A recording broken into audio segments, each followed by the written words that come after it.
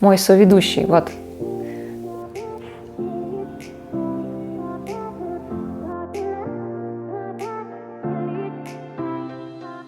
Сегодня такая клевая тема, я ее вообще обожаю просто. Как люди могут совершать невозможные вещи, пока они не знают, что они невозможны. Я это называю эффект шмеля, пребывать в состоянии шмеля, быть шмелем, вот что-то такое. Почему шмелем? Потому что в начале 20 века считалось, что шмель по законам физики летать не может. На просторах интернета было такое выражение, что по законам физики шмель летать не должен, но он об этом не знает и все равно летает.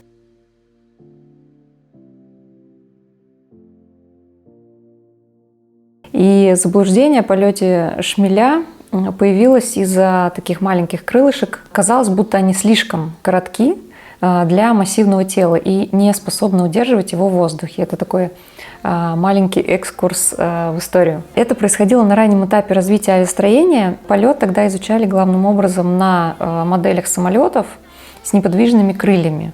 И чтобы анализировать и моделировать более сложные формы, например, вот как полет шмеля с машущими крыльями, в распоряжении ученых не было там инструментов, видеокамер и микро там какой-то техники. Но потом, естественно, выяснили, что все-таки шмель летает, все с ним в порядке. Но мне эта фраза прям очень-очень нравится о том, что он не знает, что он не может летать. То есть, если мы, к примеру, не знаем, что осуществить что-то якобы трудно. А я говорю якобы, потому что у каждого свой опыт, и он индивидуален. Просто пробуем, делаем, и у нас получается. У меня в жизни было масса таких примеров, на самом деле. Даже самый банальный пример — переезд в Москву и тут обосноваться.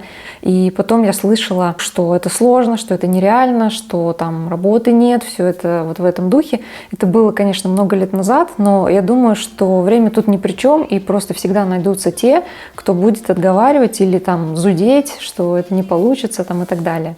Или, например, там получить визу в США. Это тоже было там для нас довольно просто. Мы, не читая каких-то там форумов, чатов, ты просто заходишь на официальный сайт, изучаешь информацию, готовишь документы, получаешь визу.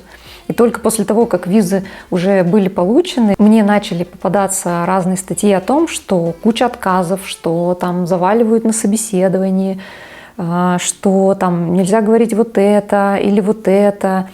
И я думаю, что если бы мы читали вот эти форумы там, до отправки документов, до получения визы, то наверняка бы на каком-то этапе могли засомневаться и вообще бы, может быть, отбросили бы эту идею, потому что там 90% людей на форумах делились тем, как им было отказано в визе. И они просто потратили деньги зря. Таких примеров на самом деле масса, но главное тут в том, что ты не ищешь источники сомнений, не подвергаешь себя куче информации из интернета, из разряда там, а как у других. И да, это может быть полезно, если ты хочешь чему-то научиться или там взять какой-то опыт, но если речь идет о получилось, не получилось, то это только мешает.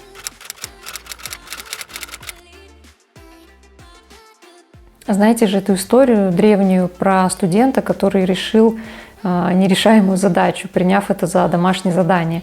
Это было в 1930 каком-то году.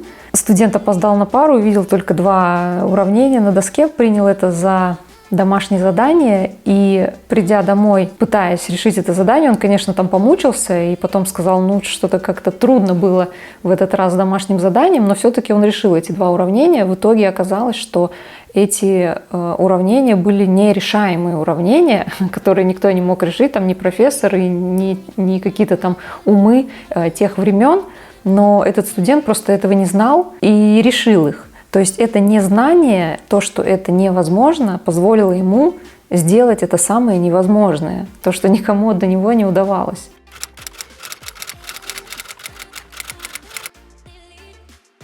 И часто в жизни мы ищем какую-то информацию, хотим перенять чей-то опыт, понять, а как у других, не задумываясь о самом контексте. Вот, допустим, вы хотите стать каким-то там шеф-поваром там, или музыкантом, или фотографом, там, не знаю, программистом, и начинаете изучать информацию. И тут же найдете там, кучу видео или статей о том, как надо это делать. И найдете людей, которые вас вдохновят, расскажут свои истории успеха. И вот тут может быть минус на самом деле, потому что каждый, рассказывая свою историю успеха, всегда говорит о своем субъективном опыте.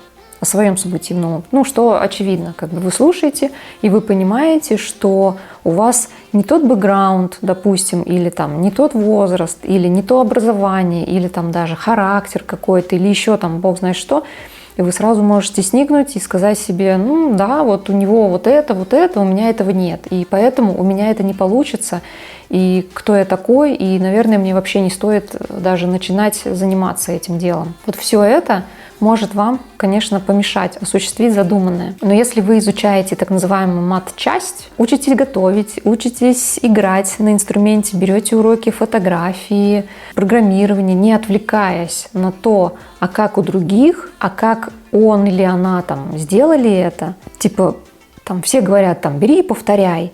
Для меня это вот не работало никогда и не работает сейчас. То есть у каждого свой путь, и не нужно смотреть на кого-то, на его чужой опыт.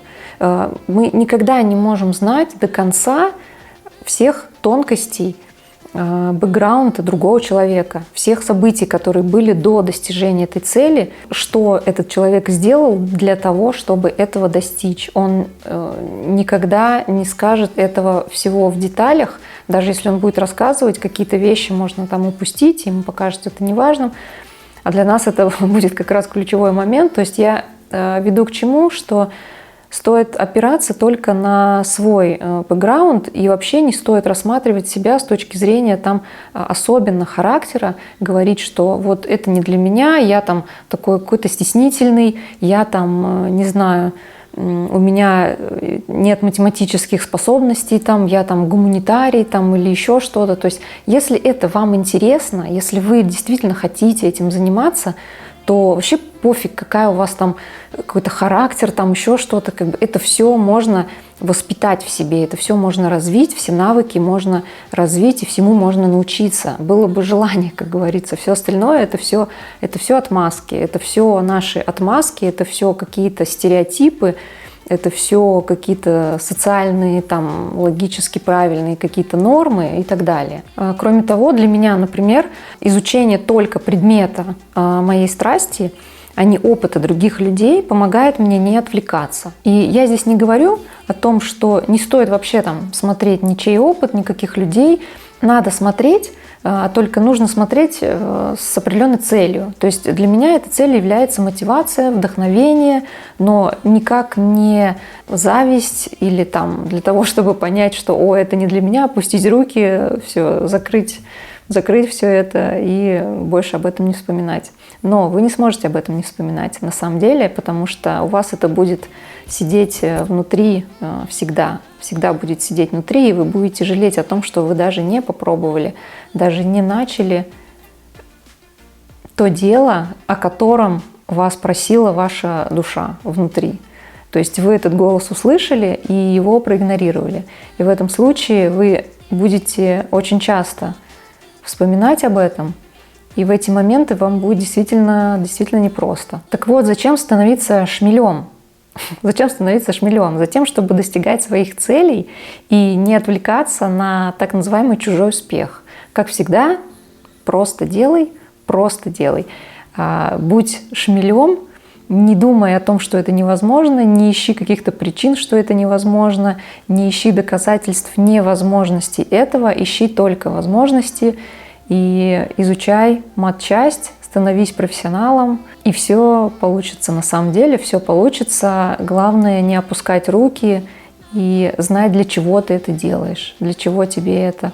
Верить в себя всегда верить в себя. Без этого, если ты не веришь в себя, остальные в тебя тоже не поверят. Поэтому без веры ничего не бывает. Вот такой какой-то немножко философский, не знаю, какой выпуск получился. На самом деле этот выпуск уже назревал давно, потому что я в своей жизни очень часто использую это выражение быть шмелем, то есть не думать о том, что это невозможно. Просто предпочитаю об этом не знать и просто двигаться в направлении. И потом, как ни странно, ты встречаешь какие-то истории людей, которые действительно достигли этого. Казалось бы, там не было для этого никаких у них предпосылок, и даже там какой-то возраст уже говорят, там это поздно начинать, там еще что-то такое. Это все вообще чушь, туфта, и вообще не стоит на это обращать внимание. Стоит обращать внимание только на свой внутренний голос, на свои желания и просто делать шаги, переставлять ноги, так сказать, в этом направлении. Просто делать, да. Для меня это ключ ко всему. Пишите, что вы думаете по этому поводу. Были ли у вас какие-то ситуации, которые вы можете назвать, что вы были шмелями в этом плане, и вам что-то такое легко удалось, что другим казалось это невозможно. Подписывайтесь на канал и увидимся в следующих видео.